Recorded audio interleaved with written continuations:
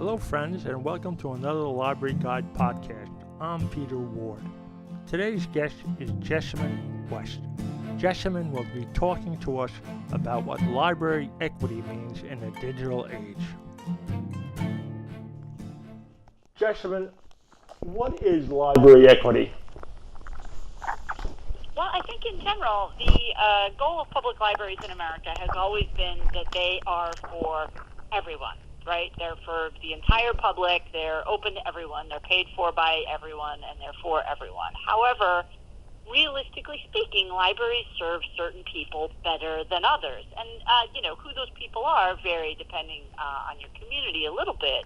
But the idea of library equity is the idea that you look at the idea that libraries are for everyone, and you look at maybe who your library isn't serving specifically. There's different ways to do that. People do community analysis, people do focus groups, etc. And then you go about trying to figure out how to fix those things, right? Like there may be people who have a fully informed choice and they just decide not to use the library as a conscious choice because they fully understand it. There are a lot more people for whom they don't know that the library can serve them, or maybe they have barriers to overcome in order to receive library service that the library could be dealing with. And so specifically for those people, the idea of trying to remove barriers to people's access to the library for people who want access to the things the library can provide, I think is the chief goal of library equity. Is library equity different now in the digital era? Is there some nuance there? Oh, absolutely. I don't even think it's a nuance. I think it's a flat-out extra limb on this issue, because it used to be that you could really see, in many cases, visibly, how people weren't gaining access, right? You could see that maybe they had physical limitations that made, for instance, just obvious examples, like the stairs hard for them, or they couldn't reach the high shelves, or they couldn't read the small print, or they couldn't figure out the confusing signs. And in many cases, those were observable behaviors that libraries could help with. Now, there are challenges that have always been there that are kind of invisible, people with invisible disabilities, people with, private issues that maybe aren't visible on the outside that libraries have historically dealt with.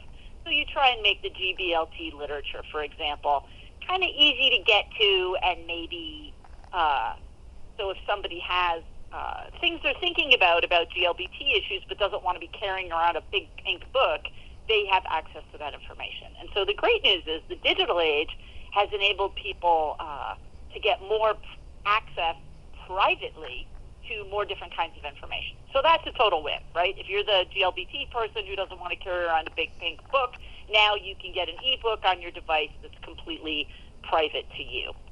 On the other hand, you would need to get that ebook digitally, which would mean you would have to have a certain amount of confidence and skill in order to be able to receive that information. And that kind of limitation, having the confidence and having the skill, and they're both an important part of being able to access digital materials, may not be visible to somebody, and you might not want to speak to an information professional, to somebody who works in the library, to a librarian, to a library worker, to a staff, or to your friend, to admit that you don't need to know that, and that you don't know that. And so getting people those skills and getting people that confidence has become an increasing role for libraries in order to be able to continue to link people to material that they want. So the issue is, you don't necessarily know that somebody doesn't have those skills. The issue is, we know there's a lot of people without those skills just kind of mathematically in America. I just looked at the Worst Connected Cities report that came out from NDIA this week, and the cities in which people have the least internet access, you look at Springfield, Massachusetts, for instance, they have almost 30% of their households with no internet access whatsoever. So that's no broadband, that's no dial-up. I don't know if anybody has dial-up anymore. That's no mobile. Those people don't have cell phones. They have no access to the internet. So what that means is they're not getting the skills. They're not getting the confidence. And when they come to the library and the library worker tells them, oh, we have this ebook if they've even gotten the confidence to talk to the library worker, that doesn't connect them with the information the way it used to be. You could give somebody a Dewey Decimal number and point them in the right direction, and they could get the book themselves. And so libraries have to fill in that gap. In some cases, it's a very large gap, depending on your community. In some cases, it's a very large gap because your library workers themselves may not totally have the skills and the confidence in order to be able to make that connection. And in many cases, it's invisible, so it's not obvious when people aren't getting connected, and libraries have to do additional work in order to ascertain what the needs are for their communities in this digital age. So that kind of begs the question for me, how do libraries make sure that their services, programs, and collections are equitable, are accessible by everybody in the community? Well, I think it's a combination of things, right? I think in some cases, the first thing libraries need to do is just determine what's a baseline level of accessibility, right? Does your library meet ADA requirements? Does your website meet Section 508 requirements? When people are adding digital content to things, are they also adding, descriptive text under the images? Like very basic stuff, which I think for people who are interested in accessibility is kind of a foregone conclusion. But if you're just an overworked solo librarian running a single-person shop for a tiny rural community, you may not know those things. So first of all, checking with standards. Second of all, checking with your community directly. Speaking to the people in your community, especially people who are in maybe target populations that you're specifically concerned about, people with different language groups, specifically asking them, are you being served? What else could we do to serve you? And in many cases, those conversations, when I've seen them done the most effectively, they're not, how can the library help you?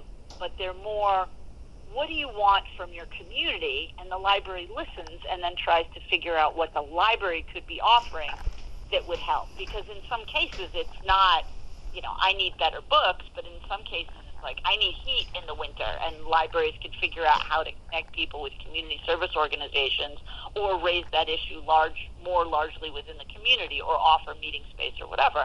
And then I think the third thing, in addition to those two things, library focus groups and checking with standards, is really doing a lot of outreach to make sure they're speaking to people in all of the different populations, like not just having people come to the library and tell you what's up, but leaving the community to talk to, populations of people with disabilities, language group populations, populations of people with mental health concerns, populations of people in law enforcement or dealing with law enforcement, populations of people in the military, elderly populations. I think the library is really good at serving specific populations that they kind of know the drill for. Libraries are really good at story time. They're really good at offering like large print services and home delivery to people who can't leave their homes and that kind of stuff.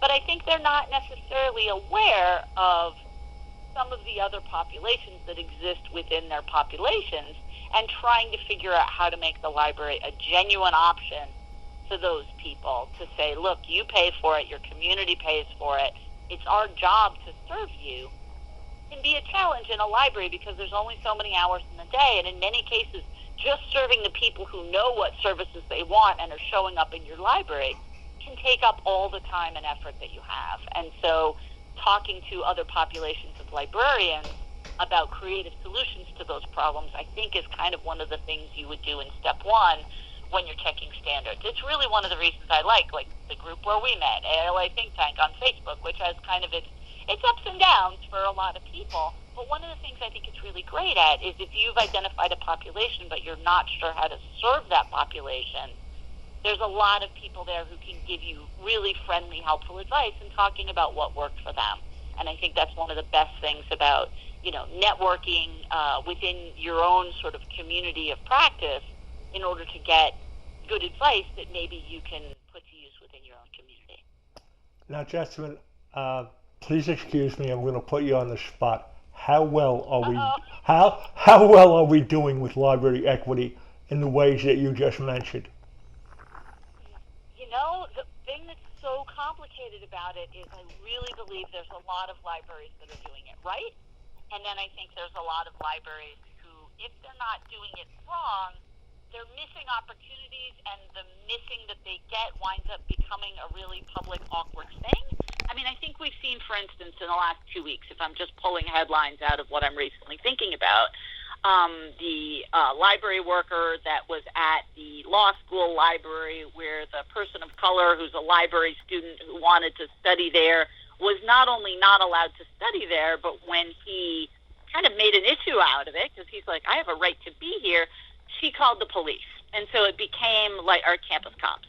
So it became a real sort of touch point about, racial injustice generally. I think the whiteness of librarianship, which I think continues to be a huge problem.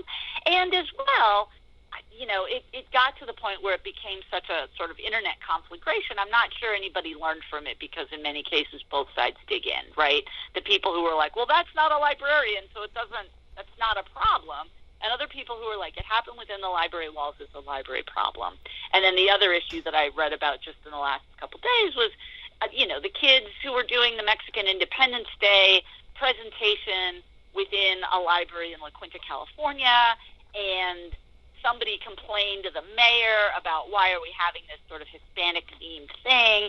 And so the mayor responded and told the library to tell the teacher who was doing the presentation, you're not allowed to use the Mexican flag, you're not allowed to say Mexican heritage, you're not allowed to explain why there's a bunch of kids in sombreros singing these songs. And next year, maybe you should sing Yankee Doodle or something. And so at its core, that has a whole bunch of competing issues going on, right? Like, why could the mayor tell the library what to do? What's up with this racist person? The person who was racist was in a different community than the community the library lived in. When you dig deeper, you find out that the library is actually run by a private for-profit corporation, which they run 80 library systems in the United States.